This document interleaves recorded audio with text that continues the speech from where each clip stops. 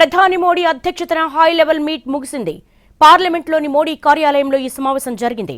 Amit Shah, Rajnath, JP Nadda, Nirmala Sitharaman హాజరయ్యారు. పార్లమెంట్లో అనుసరించాల్సిన వ్యూహంపై చర్చించారు. ఆపరేషన్ సింధూర్ పై చర్చకు విపక్షాలు పట్టుబడుతున్నాయి. తొలి రోజే విపక్షాల ఆందోళనలతో పార్లమెంట్ దద్దరిల్లింది. పలుమార్లు సభలు వాయిదా పడినా పరిస్థితిలో మార్పు రాలేదు. దాంతో వచ్చే వారం ఆపరేషన్ సింధూర్ పై చర్చ జరపాలని కేంద్రం నిర్ణయించింది. లోక్సభలో చర్చకు 16 గంటలు, రాజ్యసభలో 9 గంటల సమయం కేటాయించింది.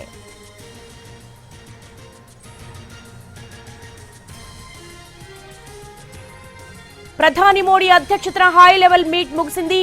పార్లమెంట్లోని మోడీ కార్యాలయంలో ఈ సమావేశం జరిగింది. దీనికి సంబంధించి మోర్ డీటెయిల్స్ మా ప్రతినిధి ప్రసాద్ అడిగి తెలుసుకుందాం. ప్రసాద్, హై లెవెల్ మీట్ లో ఏం తేల్చారు?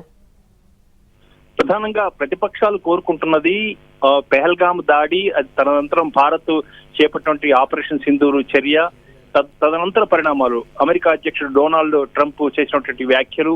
ఈ నేపథ్యంలో పూర్తిగా దేశ ప్రజలకు ఏం జరిగింది, దీనికి కారణాలు ఏంటి, అమెరికా అధ్యక్షుడు డొనాల్డ్ ట్రంప్ ఏ రకంగా 5 జెట్ విమానాలు కూలాయని చెప్తున్నారో అవి ఎవరియి, ఏ దేశానియా, భారతదేశానియా, పాకిస్తానియా, వీటిపై భారత ప్రజలు తెలుసుకోవాలని కోరుకుంటున్నారు. కాబట్టి భారతదేశ ప్రజల యొక్క హక్కును దృష్టిలో పెట్టుకొని ప్రతిపక్షాలంతా కూడా ఈ అంశాలపై పార్లమెంట్ లో చర్చ జరగాలి.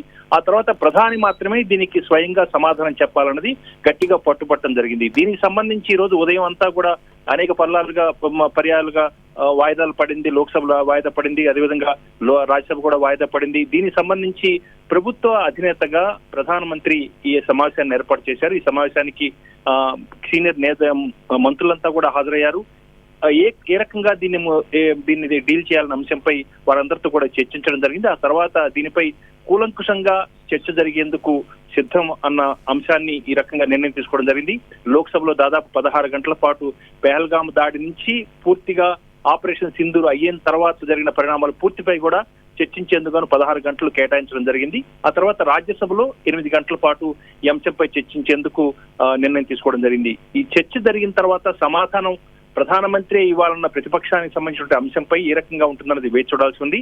ఇప్పుడు ప్రస్తుతం రక్షణ శాఖ మంత్రి రాజ్నాథ్ సింగ్ నేతృత్వంలో తిరిగి మంత్రులంతా కూడా మరొకసారి సమావేశమయ్యారు. ఈ సమావేశంలో ఏ రకంగా దీనికి ఒక రోడ్ మ్యాప్ ఏ రకంగా ఉండాలి, చర్చ జరిగిన తర్వాత ఎవరెవరు ఏ రకంగా సమాధానం చెప్పాలి, ప్రధానమంత్రి స్వయంగా చెప్పాల్సి వస్తే ఏ రకంగా దానికి చెందినటువంటి అంశాలను అక్కడ ప్రస్తావించేందుకు అవకాశం ఉంది.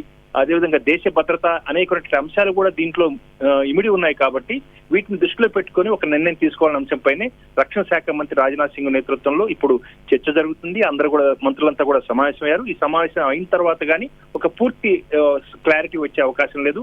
దీనిపై ఎవరో ఏ రకంగా ఎలాంటి సమాధానం సభాముఖంగా ఇవ్వాలి, ప్రజలకు ఎంత మేరకు సమాధానం ఇవ్వాలనే అంశాలపై కూడా ఈ రోజు నిర్ణయం తీసుకున్న తర్వాత వచ్చే వారం పూర్తిగా ఉభయ సభల్లోనూ కూడా చర్చ జరుగుతుంది. ఆ చర్చ జరిగిన తర్వాత సమాధానం ప్రధానమంత్రి ఇస్తారా లేదా అన్నది వేచి చూడాల్సి